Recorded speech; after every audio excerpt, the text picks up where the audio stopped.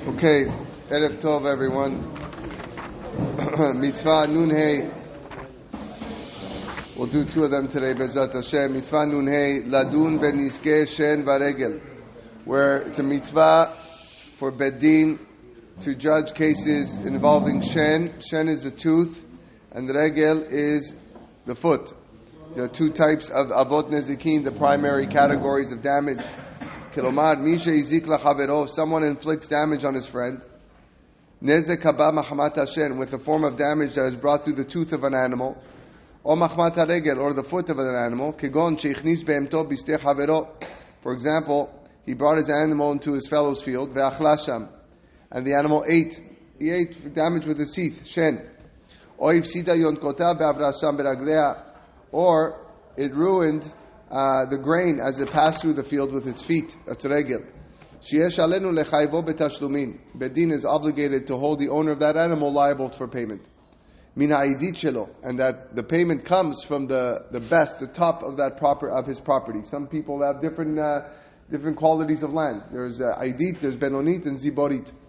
So that when your animal damages someone else's property, the compensation has to come from the aidit, from the top.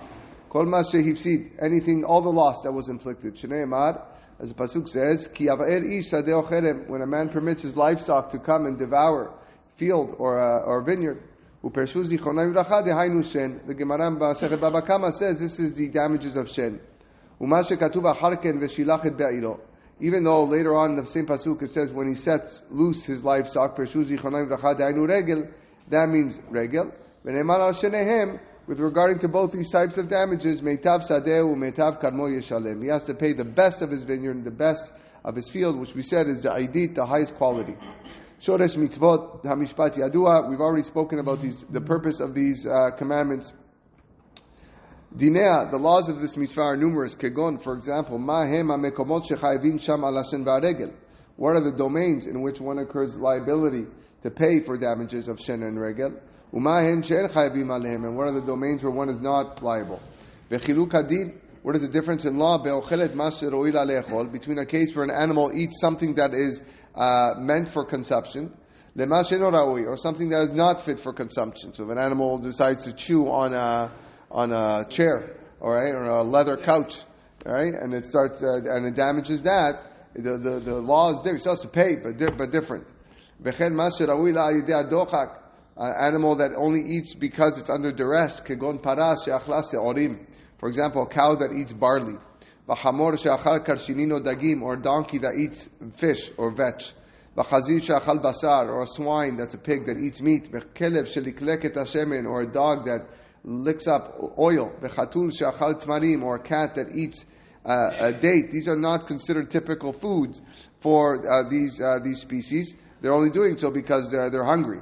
Ve'im nehenet, and what is the law if the animal benefit from the food that it ate? Shemeshalemet ma shenehenet, that the owner has to pay for the value of the benefit that it received.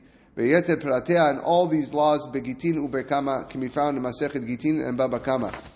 Ve'hata mamrim perek hachovel, and over there in Baba Kama, the Gemara states, Ki ka'amar Rava ashor beshor govin oto bevavel, in reference to what did Rava say that we collect payment for damage inflicted by an ox upon another ox, even in Bavel. B'shen u'regel, only in reference to shen and regel, demu'adin mitchilatan ninhu, where animals are already considered warned from the outset, meaning an animal is typical for it to eat. So therefore, normally you would, in order for an animal to pay for certain things, or certainly high level, you got to have warning. But no, animals don't need warning when it's going and it sees food in someone else. It doesn't know that this is someone else's property. It sees food, it's going to eat it. So animals automatically considered shen and regel from the start. Tooth, yeah. So the tooth breaks? No tooth breaks. It's using the shen to damage, using the tooth to damage, which is to eat other people's produce. Benoeged bezecharim, the mitzvah, we said similar to the other ones, it applies to men. She'alehen la'asot hadin, it's their obligation to judge. Umikol makuma nekevot bichlal din hatashlumin, but like again, similar to the other ones, women are also included in the law of restitution. Ben she'iziku or husku, whether they inflicted damage to their animal, or they were the nizak, or they suffered damage. Ubed din ha'over alea, and the bed din that transgresses this, velo dan din ze kemo shekatuv, bitel aseh, they have violated a mitzvah obligation. Let's do one more. Mitzvah 56. Ladun ulchayev leshalem. Bedin is commanded to judge and assess liability to pay. Misha yizik chavero be'esh. This is the fourth and final type of damage, with someone who inflicts damage with fire. Kegon sheidlik et gedisho, someone who lit his haystack. Or saraf lo shum davar, or he burned anything that belongs to his fellow. Shneimar ki tetzeh esh umatzea gadish. The pasuk says if a fire should go forth. Perush, the meaning is tetzeh. What do you mean ki tetzeh esh? Mashma afilu yatsa me'atzma. Even if the fire went forth and did damage on its own. So it could be that the fire the guy did not actually go and light the haystack, but he had a fire in his property, okay, and he didn't protect that fire, and the fire then spread. So he says here, someone ignites a fire within his property, and the fire spreads and does damage. He's liable to pay. He did not guard the coals properly. Because a man is obligated to guard his fire, so they should not go and do damage. As is the way to spread his own, even though it's not a living entity, fire has that ability. So today, you think about cars. Now we have self-driving cars. Person can easily say, it wasn't me. The car drove, right? That hit somebody and bashed into someone. No, this is like an esh. That car driving is like an esh, and you would have to you're liable and obligated to contain that vehicle. The purpose of the mitzvah, shosha yadua, k'mo she'amarnu, same purpose as the other ones. Dineh, a lot of laws. Kegon, for example, siur harchaka shemarchikin be'era min ha'mesad. What is the distance that a person has to move fire away from the border of a property to make sure that it doesn't spread? Shehu lefi govha shedreka, which varies according to how tall the fire is. Also the law of someone who sends a fire in the hands of someone who is deaf or deranged or a minor, or opikeach in the hands of someone who is competent.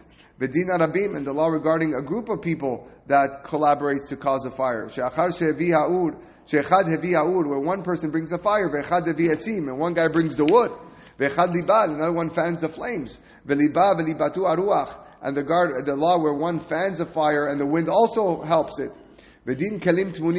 What happens if there are vessels inside the stack of grain, or concealed within a large house? Or a camel that is loaded with flax. And the flax that is loaded on the camel catches fire with a lamp that is by the shopkeeper's store. Madino, and what is the law? And of course, as the Mishnah says, O bener Chanukah. What happens if that happens when the candle outside is a Chanukah candle? Does the law change? And it does. And the details of this mitzvah can